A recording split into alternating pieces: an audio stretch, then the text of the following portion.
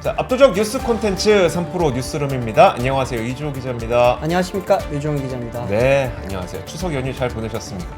원래 추석 연휴 때 아빠는 힘든 거라면서요? 힘들죠. 네, 그렇죠. 운전해야 되고 애들이랑 놀아줘야 되고 부모님한테도 이런저런 재밌는 이야기도 해드려야 되고. 그렇죠. 네. 류 기자도 힘들었어요? 행복했습니다. 그쵸. 엄청 행복했습니다. 바람직한 남편상입니다. 자, 네, 그러면 엄청 행복했습니다. 운동도 못하고. 그렇죠. 행복한 마음을 안고 네. 다시 이제 우리는 일상으로 돌아와야 되지 않겠습니까? 그렇죠. 자, 근데 우리가 연휴를 보내는 동안 굉장히 또 많은 일들이 벌어져서 오늘 첫 번째 뉴스도 굉장히 핫한 이야기가 준비가 되어 있습니다. 네, 오늘 첫 번째 뉴스도 제가 준비했는데 오늘 많은 분들이 제일 기다렸던 뉴스일 수도 있을 것 같아요. 네. 지금 뭐 고려아연에 대한 경영권 분쟁이 지금 생각보다 좀 격하게 이루어지고 있단 말이에요. 그렇죠. 이게 뭐 연휴 동안에 뉴스를 보신 분들은 알겠지만 이게 단순히 그냥 자본 대 자본의 싸움으로 넘어가는 게 아니라 정치권까지 지금 약간은 가세한 상태고, 네. 더군다나 오늘은 이제 고려아연 노조 쪽에서도 이제는 약간 받아들일 수 없다라는 의견을 굉장히 좀 강력하게 표명을 했습니다. 네. 사실 이제 노조와 사측이 하나의 몸이 돼서 목소리를 내는 그렇죠. 거는 흔치 한 않은 목소리를 일이죠. 내서 그렇죠. 이게 뭐 흔치 않은데 네. 고려아연 노조 쪽에서는 기간 산업을 지금 중국에 판매하려고 하는 거 아니냐? 네. 기간 산업을 지켜야 된다라고 하면서 지금 거의 뭐 최윤보험 회장과 같은 목소리를 내고 있고요. 네. 또 이 부분은 제가 봤을 때 정치권이랑 좀 연결됐다고 느껴지는 게 김두겸 울산시장이 이제 추석 연휴 동안에 나왔던 이야기가 바로 그 이야기였거든요. 네. 이게 지금 예전에 그 SK를 지킬 때와 같은 마음으로 울산 시민들이 한 사람당 고려아연 한 주를 다 사서 우리가 다시 한 번 더 지켜야 된다. 이런 소보린 사태 기억나시죠? 네네. 그때를 좀 약간 좀 대입을 해서 이런 말까지 했는데 그때도 김두겸 울산시장이 했던 이야기가 MBK가 사모펀드이고 중국계 자본을 등이 업고서 들어왔고 이거를 뭐 중국계 자본을 통해서 엑시트를 하면서 이렇게 이익을 낼 거다라는 이야기를 했습니다. 근데 뭐 많이들 아시겠지만 MBK는 사실 순수 국내 자본 네네. 회사입니다. 네. 국내 사모펀드고 국내 사모펀드 중에 가장 큰 회사인데 이제 지금 운용하는 펀드의 이제 자금 구성이 어떻게 되어 있는지 저희가 아직 살펴보진 않았지만 거기에 중국 자본이 들어갔는지 안 들어갔는지는 아직 확실하게는 모르겠지만 네. 뭐 정치권에서는 약간 그런 이야기를 하다 보니까 이게 자본 대 자본을 넘어서 정치권 이야기까지 조금은 확산이 되는 모습이었습니다. 그런 가중이 이제 오늘 좀 많이들 기다렸던 거는 그럼 MBK 파트너스가 우리가 왜 고려아연을 살려고 하느냐라고 하는 그런 기자간담회는 오늘 긴급하게 어제 이제 지난주에 이제 예고를 하고 오늘 이제 열었습니다. 오늘 이제 롯데호텔에서 오전 10시에 열었었는데 주로 한 이야기는 이제 우리는 고려아연 일단은 매수죠. 네, 공개 매수 자체에 대해서 저는 실패할 거는 뭐 생각도 안 하고 있다. 그리고 이제 매각가를 올릴 계획조차 없다. 네. 그리고 우리가 사실 이렇게 들어온 이유는 지금 최윤봉 회장이 방만 경영을 하면서 고려아연의 실적이 안 좋아졌고 네. 주가도 안 좋아졌기 때문에 이 부분은 우리가 정상화를 시켜서 회사의 가치를 조금 더 높이겠다라는 게 오늘 MBK 파트너스의 주된 주장이었습니다. 네. 뭐 김강일 MBK 파트너스 부회장이 오늘 했던 이야기는 공개 매수 실패 시나리오 자체를 우리는 생각을 하지 않고 있고 최소치인 7% 지분을 충분히 확보할 수 있을 거다라고 이야기를 했습니다. 많이들 아시겠지만 MBK에서 이제 이야기했던 거는 공개 매수 가격은 66만 원이었고요. 네. 그리고 이제 최소 지분은 17% 그리고 최대 14% 이상을 지금 매수를 하는 걸 목표로 하고 있습니다. 근데 오늘 종가 보셨어요? 오늘 얼마로 끝났죠? 70만 원 넘었습니다. 70만 원이 넘은 상태이거든요. 지금 사실 지난주 금요일에 이미 넘었습니다. 네. 공개 매수 가격이 66만 원인데 그때 당시만 하더라도 66만 6천 원이 되면서 공개 매수 가격이 넘었으니까 사실 많이들 아시겠지만 공개 매수 가격 넘으면 공개 매수 실패죠. 실패의 가능성이 높잖아요. 네. 그 부분에 대해서도 오늘 이제 당연히 질의응답에서 나왔습니다. 그러다 보니까 이제 공개 매수 가격을 인상할 계획이 없냐라고 했고 사실 MBK 같은 경우는 예전에 한번 전력이 있어요. 네.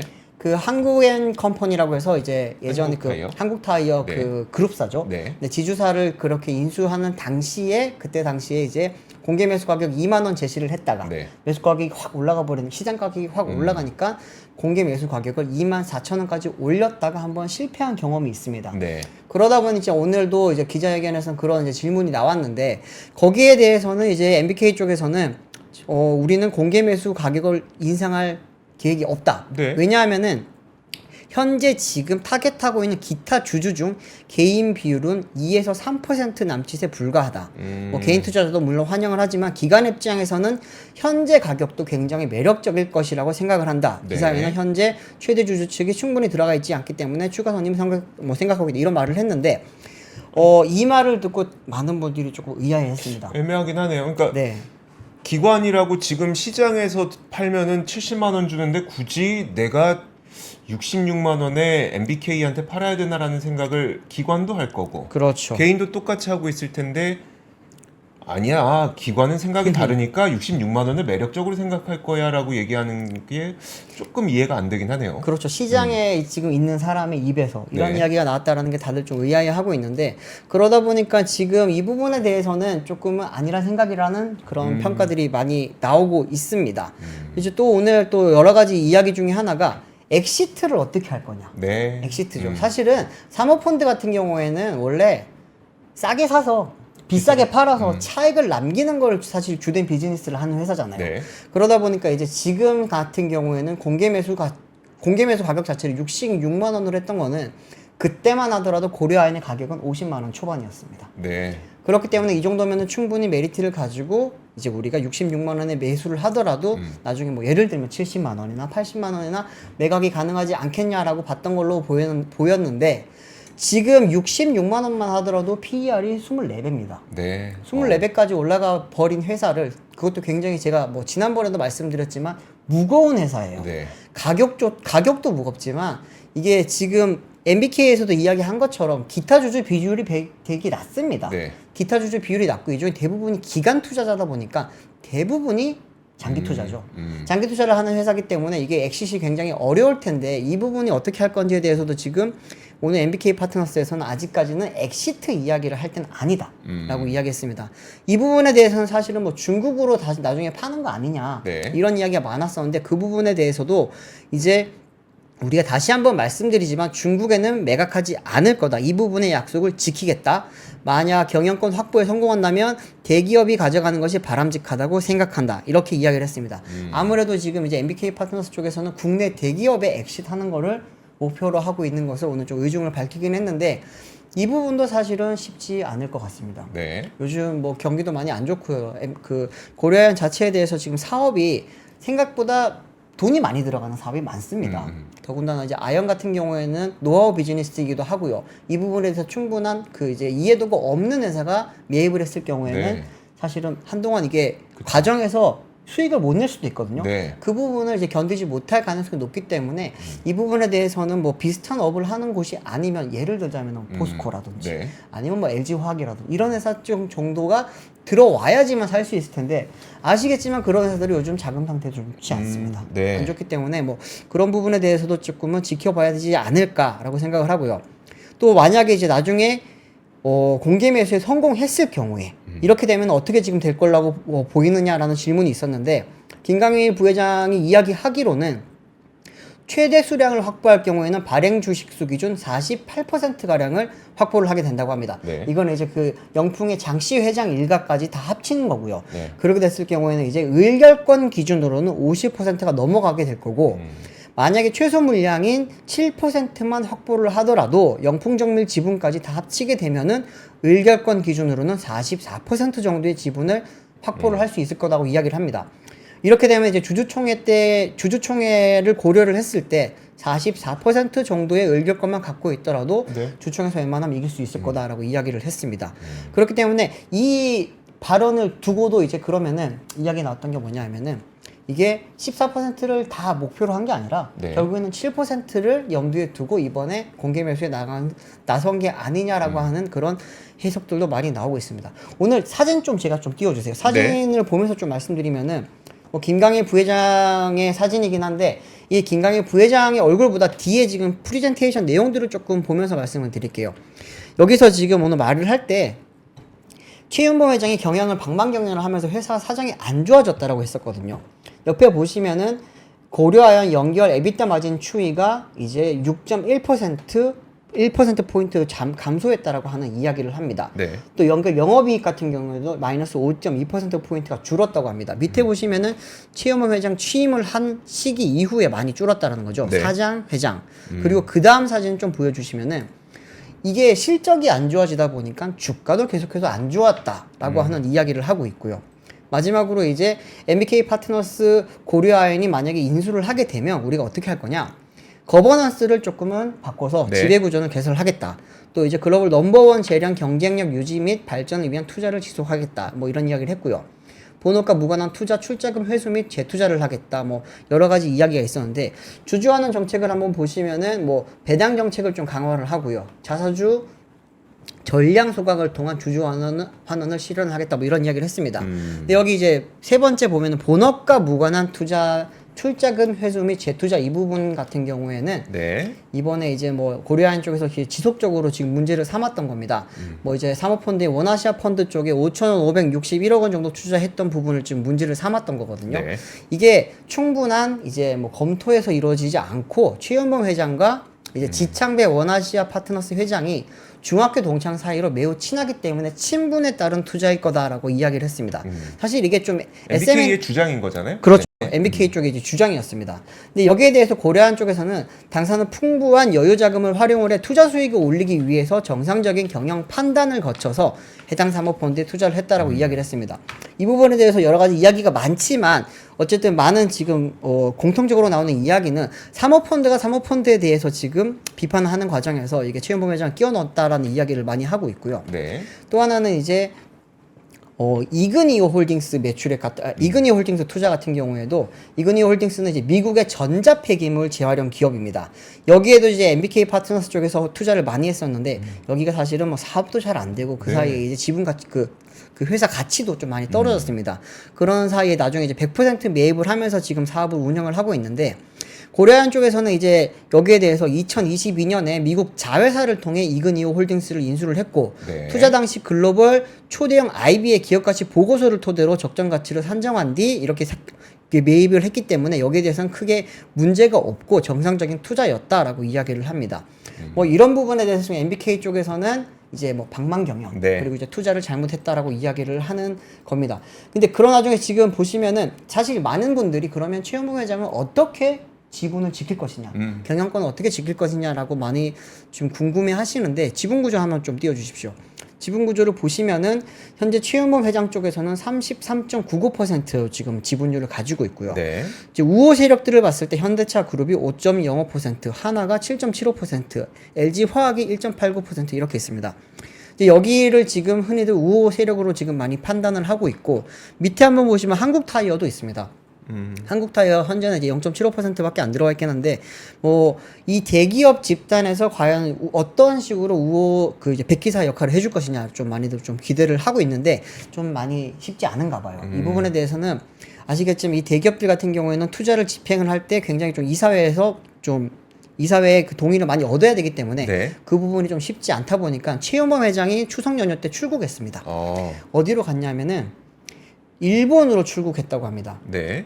방금 전에 이제 그 조선 비즈에서 단독 기사가 하나 나왔었는데 보시면은 이제 최윤범 회장이 인천공항을 통해서 17일날 일본 도쿄로 이렇게 출국을 했고요. 네. 지금 이 사진 같은 경우에는 머니투데이 쪽에서도 이제 같은 사진을 있길래 머니투데이 쪽 사진을 따봤습니다. 출국 장면을 포착을 했네요. 그렇습니다. 네. 이제 뭐 출장길에는 이제 재무 담당 임원 등이 이제 동행을 했다고 하는데 아무래도 이제 글로벌 펀드를 만나서 해외 자본을 조금 유치를 해서 경영권 확보를 하지 않겠냐라고 하는 그런 이야기들이 나오고 있습니다. 뭐 많이 아시겠지만 지금 이게 주식 시장에서는 뭐 굉장히 좀 좋은 재료기는 하죠. 그러다 네. 보니까 오늘 뭐 영풍 같은 경우에도 흔히 말하는 상한가. 따상 같죠. 네. 네, 아무도 못 들어가는 따상이 됐고 고려아연 같은 경우에도 지금 70만 원이 넘었다 보니까 네. 과연 얼마까지 올라갈 거고 이제 이 올라가는 금액이 언제쯤 정상화가 될 거냐에 대해서도 지금 많은 분들이 좀 지켜보고 있는 상황입니다. 사실 그 고려 아연에 대해서 저희도 쭉 지켜봐 왔었는데 네네. 2차 전지 소재 사업으로 뭔가 그러니까 신성장 산업의 어떤 동력을 확보하기 위한 노력들이 꽤 많이 진행이 되고 있는 걸 봤었고, 네네. 그 때문에 야 이게 뭐 좀 잘하면 나중에 어떤 그 뭐라고 할까요? 이게 배터리 산업이 발전함에 따라서 고려 아연도 지금까지의 아연 사업이 아니라 재련 사업이 아니라 네. 뭔가 바뀔 수 있겠구나라는 것을 딱 목격하던 찰나에 갑자기 이제 그러면 경영자가 바뀔 수 있는 네. 위기감이 생긴 거잖아요. 그렇죠. MBK가 만약에 이제 영풍과 함께 그 지분을 많이 확보를 하게 되면 최윤범 회장의 경영권을 좀 뭐 바꾸던가 아니면 네. 이사회를 교체하던가 그런 걸 할 수가 있는 상황이다 보니까 이게 뭐가 좋은 건지 나쁜 건지는 잘 모르겠어요. 네. 뭐가 좋은 건지 뭐가 나쁜 건지는 잘 모르겠습니다만 좀 두 가지 좀 측면에서 바라볼 수 있는 게 긍정적으로 본다면은 네. 이제 자본 시장에서 이제 기업을 운영하는 뭐 몇 안 되는 사례가 될 수 있을 것 같고요. 이렇게 되면 이제 뭐 미국이라든지 이런 곳에서 볼 수 있던 선진 자본 시스템이 좀 들어오지 않겠냐. 네. 그리고 이제 그런 부분에 있어서 이제 다른 회사들도 이제는 거버넌스 측면에서 이제는 자본을 조금 눈치를 많이 볼 수밖에 없지 않겠냐. 그러니까 미국 기업들의 그 지배 구조를 보면은 거의 모든 미국 기업의 최대 주주는 블랙록입니다. 네, 맞죠. 뭐 세콰이어라든지 몇 군데. 세콰이어라든지 네. 네, 그리고 거의 이제 최대 주주가 다 블랙록이에요. 네. 또 오렌 버핏 그렇죠. 오렌 버핏 버핏. 회사 많이 가지고 있잖아요. 네. 근데 그런 식으로 좀 선진적인 시스템이 도입되면은 거버넌스 측면에서 좀 발전되지 않겠냐라고 하는 그쵸. 긍정적으로 바라보는 측면이 있고요. 부정적으로 바라보는 측면에서는 국내 사모펀드 특성상 대부분은 이제 비용을 줄이는 방식으로 가서 회사의 이익을 높이고 가치를 높여서 판매를 하는 과정에서 네. 많은 좀 망가지는 사업들이 맞아요. 많았거든요, 네. 사실은. 그러다 보니까 이제 그런 부분에 대한 좀 우려들이 많고, 사실 이제 아연 재련 사업이라고 하는 것 자체가 자본이 굉장히 많이 투입이 되어야 되고, 네. 또 이제 이익을 내는데 좀 많은 기간이 필요했던 사업이고요. 지금 고려 아연이 최근에 실적이 안 좋았던 거는 결국에는 2차 전지 소재 사업, 이 부분에 대한 영향이 많았었는데, 지금 전기차 캐즘 배터리 시장 안 좋아지고 이런 부분이 겹치다 보니까, 안 그래도 지금 돈이 많이 투입된 상황에서 ROI를 충분히 가져오기 전에 이런 네. 게 지금 나타났잖아요. 그런 상황에서 만약에 이제 사모펀드가 들어갔을 경우에 이 사업이 제대로 추진될 수 있겠느냐라고 하는 그런 우려의 시각도 지금 많은 상황입니다. 그러니까요. 딱 그겁니다. 지금 댓글에도 선진화되는 거죠, 주식시장이.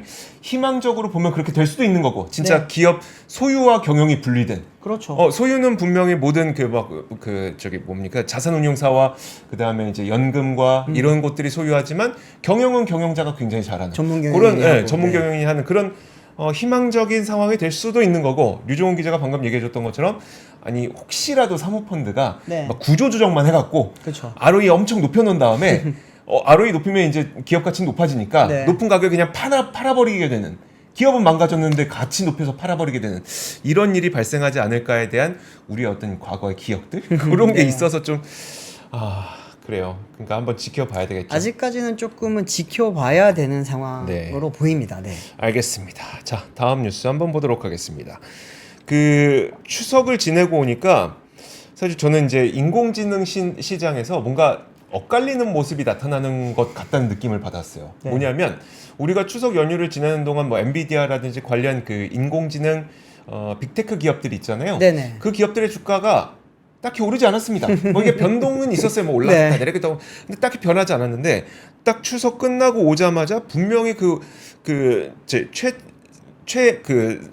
최전선에 있는 인공지능 반도체 기업들은 움직임이 별로 없는데 네. 인공지능 인프라 관련된 전력 기업들 있잖아요. 네네. 그 기업들이 오늘 엄청나게 크게 오르더라고요. 그래서 그랬나요? 이게 좀 뭔가 움직임이 달라졌나라는 생각이 드는데 네. 일단 뉴스는 이런 게 나왔습니다. 블랙록 우리 방금 말씀드렸던 그 블랙록 네. 세계 최대 자산운용사 블랙록이 마이크로소프트와 손을 잡고 40조 원을 투자해서 AI 인프라를 구축한다라는 뉴스가 있었습니다. 그 외신들이 보도한 바에 따르면 블랙록, 마이크로소프트, 아랍에미리트 정부가 이 기술 회사 MGX를 설립을 했어요. 그래서 거기에서 글로벌 AI 인프라 투자 파트너십을 출범해서 네. 약 40조 원 이상의 규모를 펀드를 조성하기로 했습니다. 그리고 이게 지금은 40조 원인데 나중에 그 조금 더 모아서 최대 130조 원까지 펀드의 규모를 키울 예정이라고 네. 그런 외신들의 보도가 나섰습니다. 이렇게 이들이 펀드를 조성하는 이유는 딱 한 가지죠. 결국은 인공지능 서비스를 제공하기 위해서는 어쨌든 인프라가 존재해야 되는데 그 인프라가 되게 부족하다는 거죠. 그 인프라라고 할 수 있는 건 결국은 데이터 센터, 그 다음에 그것에 그 전력을 공급해 줄 수 있는 발전 시설, 그렇죠. 그 다음에 전원을 전송해 줄 수 있는 전력 시설 이런 네. 것들을 투자하기 위해서라고 하는 겁니다. 결국은 뭐 대부분이 이제 미국에서 이뤄질 예정이긴 한데 제가 지난주에 이 뉴스도 한번 전해드렸었어요. 엔비디아와 오픈 AI가 백악관에서 만나서 네. 정부 관계자들과 함께 대규모 AI 인프라 수요를 해결하기 위한 방안을 논의했다라는 소식도 전해졌다고 맞아요. 얘기를 했었어요. 그게 이제 9월 13일자 뉴스였었는데 연결되는 겁니다. 그러니까 그때도 제가 말씀드렸던 것처럼 우리는 그 데이터 센터와 관련된 이미 주가의 흐름을 많이 경험을 했고 네. 그다음에 그 반도체뿐만 아니라 전력기기의 주가도 막 올라가다 보니까 야 데이터 센터 이미 많이 졌고 그다음에 그 데이터 센터에 필요한 전력기기도 이미 다 들어갔나 보다 생각하고 있지만 네. 실상은 아직 안 들어갔거든요. 그쵸. 지금 이제 TF 만들어서 이제 막 그러면 데이터 센터와 관련된 전력 인프라를 설치하겠다는 논의가 있는 거고 네. 인공지능 그 지금 블랙록하고 마이크로소프트도 야 이제 좀 우리가 인프라 좀 만들어야 되겠다라고 해서 대규모 투자를 지금 받고 있는 단계이기 때문에 네. 아직 시작을 안 했다고 보는 게 오히려 맞을 것 같습니다. 네네. 근데 제가 지난주에 이거 딱 뉴스 했더니 제가 사실 시장에서 그렇게 영향력이 있는 사람은 아니에요. 알잖아요. 그런 사람 아니야. 근데 야 이주호가 뭐 얘는 맨날 뭐 옳은 거 있으면 얘기하더라. 맨날 요런 얘기가 딱 올라오면서 네. 야 이주호가 얘기한다 뭐 팔아야 된다 뭐 이런 얘기를 하길래 꼭지점이다. 뭐 그런 얘기를 저는 그렇게 그 시장에 영향력이 있는 사람이 아닙니다. 저도 마찬가지입니다. 네. 근데 어쨌든 이제 변압기와 관련된 전력기기는 사실 저희가 작년에 이야기를 되게 많이 했었어요. 그쵸, 인덱스 그다음에 심층 압권 통틀어서 작년 이맘때인가요? 작년 여름쯤인가요? 그때 엄청 얘기를 많이 했었는데 그때 얘기하고 그다음에 한동안 얘기 안 하다가 최근에 이제 뭐 시장에서의 어떤 반응도 있고 하길래 얘기했더니 또 이렇게 반응들이 안 좋으셔갖고 그래서 그냥 항상 그렇잖아요. 그냥 오르기 전에 이야기하면은 쓸데없는 위협이 왜 하냐 그러고 오르고 나서 이야기하면은 지금 이야기하면 어떡해요 그러잖아요. 그러니까 이 와중에 또 추석 때 JP 네. 모건에서 한국의 전력기기 업체에 대한 그 리포트가 또 나왔어요. 9월 17일자로 발간된 보고서인데 네. 여기에서 현대일렉트릭에 대해서 그 목표 주가가 37만 원이 또 언급되기도 했습니다. 네. 여기서 나온 얘기들 대부분이 재생에너지 개발, 또 교체 수요, AI 때문에 생겨난 전력 소비 이런 것 때문에 결국 초과 변압기가 굉장히 많아질 거다. 우리가 흔히 알고 있는 그 얘기가 똑같이 나오고 네. 있는 겁니다. 그런 가운데 여기에서 그러면은 그 납기 시점에 맞춰서 고품질 변압기를 납품할 수 있는 국가가 어디인지를 전 세계를 뜯어봐도 사실 한국밖에 없더라. 대한민국. 네. 왜냐면 뭐 지멘스라든지 GE라든지 이런 기업들이 분명 초고압 변압기라든지 이런 거 다 하는 굉장히 전통적인 기업은 맞긴 맞는데 거기에서 일할 사람이 없다. 그쵸. 일할 사람 없어서 본사를 다 막 캐나다랑 멕시코로 넘겨놨는데 캐나다, 멕시코도 마찬가지로 일할 사람 없는 건 마찬가지고 네. 그나마 우리나라에서는 어떻게든 이거 지켜내려고 이제 그 갈아 넣어서 다 만들고 있는 거라서 네, 맞아요. 납기도 만들고 기술력도 좋고 그다음에 고객사가 원하는 그 스펙까지 다 맞춰주는 국가는 전 세계에서 한국밖에 없더라. 네. 그 ABB라든지 뭐 맞아요. 지멘스, G 이런 데는 사실 비쌉니다. 아 맞아요. 그게 비싸요. 물건값이 굉장히 비싸다 하더라고요. 그러다 네. 보니까 이제 미국 기업들이 많이 선호하는 게 한국은 웬만하면은 품질은 보장이 되는데 가격은 걔네보다 훨씬 싸다. 맞아요. 거기다가 직원들이 납기를 잘 맞춰줘. 그러니까요. 좋아할 수밖에 없다고 하더라고요. 네. 그러니까요. 사실 저는 그 예전에 이제 그 웨스팅하우스랑 에디슨이 그 교류냐 직류냐로 싸웠었고 네. 그 다음에 이제 우리가 경험했던 에너지 전환은 기존 석유에서 셰일로의 전환을 우리는 한번 목격을 했었고 네. 저는 이번에 전환이라는 게 에너지의 전환이라고 하는 게 되게 큰 하나의 그 전환 트렌드로 보이거든요. 그렇다면 이거는 그냥 한두 그러니까 뭐 몇 달짜리 테마성 움직임이 아니라 네. 굉장히 오랫동안 지속될 만한 어떤 산업의 구조 변화라고 저는 생각을 하고 있기 때문에 네. 이런 부분들은 그냥 뭐 주가의 흔들림은 분명 있을 수 있겠습니다만 굉장히 꽤 오랜 기간 동안 우리가 지켜봐야 될 산업이 아닌가라는 생각이 듭니다. 이 전력기기와 관련해서는요. 오늘 HD 현대일렉트릭이 11% 넘게 올랐어요. 그럼 많이 올랐어요. 네. 네. 물론 많이 떨어진 것도 있긴 하지만 많이 네. 떨어지기도 했지만 네 그렇습니다. JP모건이 조금 더 써도 좋았을 것 같아요. 더 크게 아니 직전 고점이 37만 4,500원인 걸로 봤을 때는 거기까지를 목표 그런 것 주가로 같은 삼았죠. 느낌. 네, 알겠습니다. 다음 뉴스는 이게 시장 뉴스이기도 하고 이게 어떻게 보면은 뭐 기업 뉴스이기도 한데요. 네.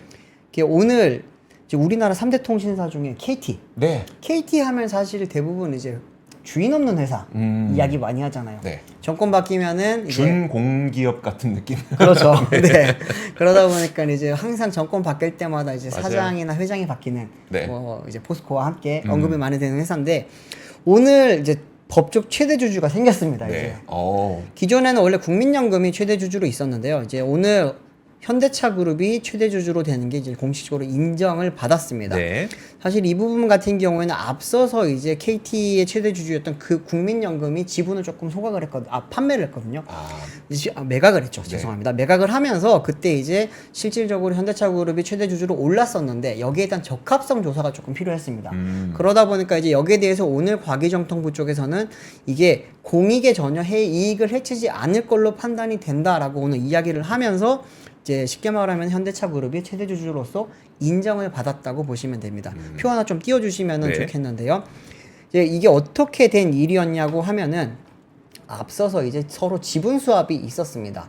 이제 보시면 이제 KT 네. 지분을 이제 4.7%를 현대차가 가져갔고요. 현대차 지분 1.04%를 KT가 가져갔습니다. 네. 그리고 현대 모비스와도 했는데 모비스 지분 1.46%를 KT가 가져갔고 모비스가 KT 지분 3.1%를 가지고 가게 되면서 총 이제 3.89%의 지분은 현대차 그룹이 7.89%의 지분은 현대차 그룹이 가지고 있는 상황이 됐습니다. 네. 이렇게 되면서 이제 현대차 그룹이 실질적으로 최대 주주가 됐었는데 여기에 대해서 이제 앞서 말씀드렸지만 KT는 뭐 준공기업이기도 하고요. 네. 여기가 이제 통신사라는 게 결국은 기간 산업이잖아요. 그렇죠. 그렇기 때문에 이 부분에 대해서 이제 대기업이 이제 기존에 이제 준공기업을 가져가는 게 맞겠냐라고 하는 부분에 있어서 공익성 심사위원회가 여기에 대해 심사를 진행을 했고 오늘 네. 이제 결과가 나온 겁니다. 이렇게 되면서 이제 많은 분들이 생각을 했을 때 잘 생각해 보면은 네. 다 대기업입니다. 통신사가. SK, LG, KT. 네. 그러네요. 네, SK텔레콤은 SK그룹 그쵸, 거, 네. LG U+는 LG그룹 거가 됐고 KT는 이제 현대차 그룹 거가 된 셈입니다. 네. 된 셈이에요. 아. 네. 이게 KT 같은 경우는 이제 4월 달에 과기정통부에 이제 최대 주주 변경권에 대해서 심사를 신청을 했고 여기에 대해서 지금 거의 한 6개월 가까이 네. 심사가 진행됐다고 보시면 되겠습니다. 이날 기준으로 이제 주요 KT 지분율을 한번 말씀드리면은 현대차 그룹이 8.07%, 국민연금공단이 7.69%, 신한은행이 왜 2인, 신한은행이 5.66%, 신한생명보험이 0.01%, 신한투자증권이 0.01%에서 총 5.68% 등의 지금 지분을 보유한 것으로 오늘 나왔습니다. 네, 알겠습니다. 이게 현대차 그룹이 사실 KT의 최대 주주가 됐을 때 우리가 기대할 수 있는 게 뭔가 있는지는 아직까지 우리가 뭐 할 수는 없는 거죠. 네, 지금 네. 많이들 말씀하시는 걸로는 이제 KT랑 현대차가 기존에도 여러 사업을 많이 했습니다. 많이들 알고 계시는 이제 커넥티드카, 네. 이제는 SDV라고 하는 부분에 있어서 거기서 통신망을 현대차가 이제는 KT가 많이 쓸 수 있다. 또 하나는 지금 팀 UAM이라고 하는 곳에서도 지금 이제 KT와 현대차가 같이 지금 팀을 이루고 있는데 이 부분에 있어서도 앞으로 조금 더 시너지가 나지 않겠냐라고 하는 그런 전망들이 나오고는 있습니다. 네, 알겠습니다. 자, 그리고 다음 소식도 보도록 하겠습니다. 지난 밤 사이에 이제 연준에서 50bp의 비컷 인하가 있은 후에 그럼 네. 한국은행은 어떤 선택을 하게 될 것인지에 대해서 많은 궁금증이 있습니다. 네. 그래서 그 관련된 내용들이 오늘 많이 기사화가 됐는데요. 아직 어떤 기사, 뭐 어느 누구도 10월에 금리를 인하 인하하게 될지 11월에 인하할지는 아무도 모릅니다만 그렇죠.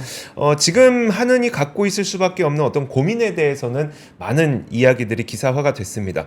일단 그 부진한 내수 경기만 보자면 당장 금리 인하를 해도 이상하지 않을 만한 경기 네. 분위기이긴 한데 앞서 이창용 총재가 누차 얘기했던 것처럼 우리가 금리를 인하하게 되면 결국은 부동산 시장으로 그 돈이 쏠려가게 되면 어떡하냐에 대한 그렇죠. 걱정이 계속 있는 거다 네. 보니까 함부로 또 금리 인하를 할 수도 없는 상태이긴 합니다. 어쨌든 그 정부나 여당을 중심으로는 어쨌든 이런 정부나 여당 쪽에서는 내수 경기가 표심 아니겠습니까? 그렇죠. 그러다 보니까 또 인하를 해야 된다고 어떤 압박을 하고 있는 상태이고 한은에서는 분명히 이 피벗 즉 인하에 대한 가능성과 인하에 대한 필요성에 대해서는 충분히 공감을 하면서도 왜냐 물가도 내려왔고 네. 어느 정도 내수도 지금 부진하기 때문에 금리 인하에 대해서 충분히 공감을 하면서도 계속해서 얘기하고 있는 게 야 이게 집값 상승을 자극하면 안 된다. 서울 부동산으로 돈이 몰리면 안 된다. 네. 가계 부채가 너무 빠르게 늘어나면 안 된다. 이런 얘기를 계속 하고 있는 거잖아요. 네. 근데 아직 우리가 9월 수치까지는 좀 봐야 되겠습니다만 8월에 사상 최대 가계 부채 증가 폭을 기록했어요. 한 달 만에 8조 2천억 원의 그 은행권 가계 대출이 증가를 했었거든요. 네. 그러다 보니까 사실상 지금 금리를 쉽사리 인하하기에는 좀 불안한 상태이긴 합니다. 네. 그러다 보니까 이게 우리가 상반기를 보내면서 분명히 수출은 엄청 좋다고 하는데 내가 느끼는 체감 경기는 매우 나쁘다. 요 이유가 딱 그거였었거든요. 네. 수출은 좋지만 내수 경기는 부진한 자영업자분들 굉장히 힘들어하시고 네. 그런 상태였었는데 지금 결국 그 금리를 인하하게 되면 분명 내수의 숨통은 트일 듯 하지만 이게 금리를 쉽사리 인하할 수 있는 상태는 아니기 때문에 네. 사실 저는 좀 솔직하게 말씀드리면 어떤 생각이 드냐면 만약에 금리 인하한다. 지금 아무래도 이게 기억이라는 게 존재하잖아요. 네. 7, 8월에 집값이 급등했던 걸 봤어요. 모든 전 국민이 다 봤어. 네. 서울에서 다 사면 다 급등하는 걸 봤어요. 그러면 금리 인하한다. 그러면 전국에 있는 국민들이 어떤 생각을 하게 될까라는 저는 고민을 했거든요. 네.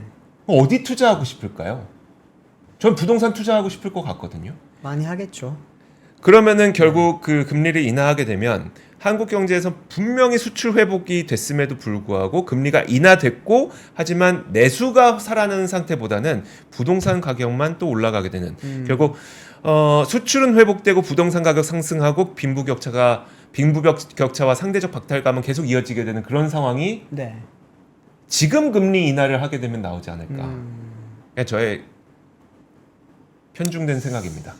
충분히 가능성이 있죠, 사실. 지금 뭐 많이들 이야기를 하실 때 보면은 이게 스트레스 DSR 2단계가 이제 9월 네. 달부터 시행이 됐고 이제 조건부 전세 대출 같은 경우에도 막히기 시작을 했으니까 네. 충분히 거기에 대해서 막아둔 뭐 방지 장치가 있다라고들 보는 분들도 계시긴 한데 지금 저기 댓글창에도 계속 나옵니다. 사업자 대출 금리 뭐 이야기가 나오거든요. 만약에 이제 그쪽을 조금 더 인센티브를 주는 정책이 많이 나오지 않는다면 네.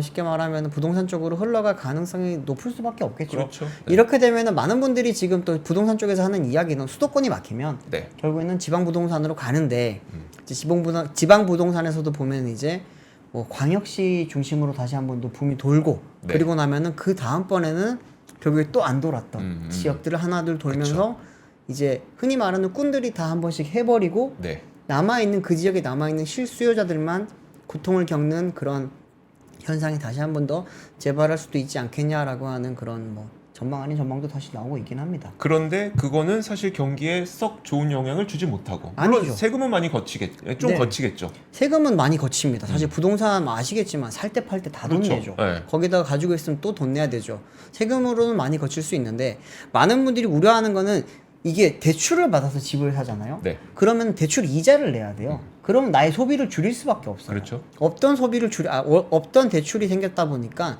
거기에 대한 소비를 줄이게 되면 결국에는 실물 경제가 안 돌아갑니다. 네. 그러면 경기는 안 좋아질 수밖에 없고 지표상으로는 계속 좋다 하는데 우리의 주머니 체감 경기는 계속 안 좋아지는 그런 악순환이 발생할 수 있지 않겠냐라고 하는 그런 좀 뭐 전망을 조금 해볼 수 그러니까요. 있지 않을까요? 그래서 지금 네.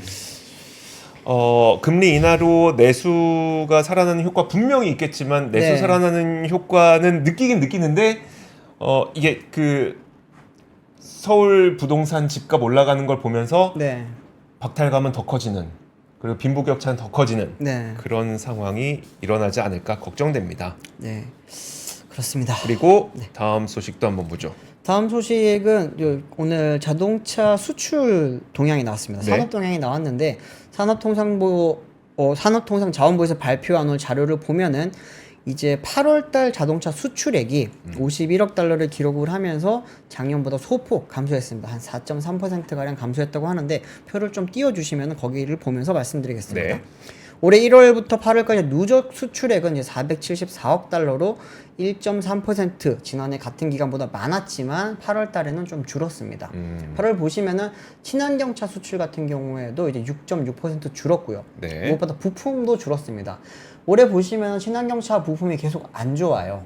자, 그러다 보니까 이제 친환경차 쪽에서 어디가 안 좋냐라고 보니까 전기차가 좀 많이 안 좋았습니다. 다음 표를 한번 좀 넘겨주시면 좋겠는데, 네. 보시면 이제 친환경차 전체 수출량이 8월달 보시면 2.9% 증가했습니다. 그런데 이제 전기차 보시죠. 전기차 45.8% 감소했습니다. 반면에 하이브리드는 많이 늘었어요. 61.9% 증가하긴 했지만 네. 전기차가 굉장히 많이 줄었고 또 하나는 플러그인 하이브리드도 37.3% 감소했습니다.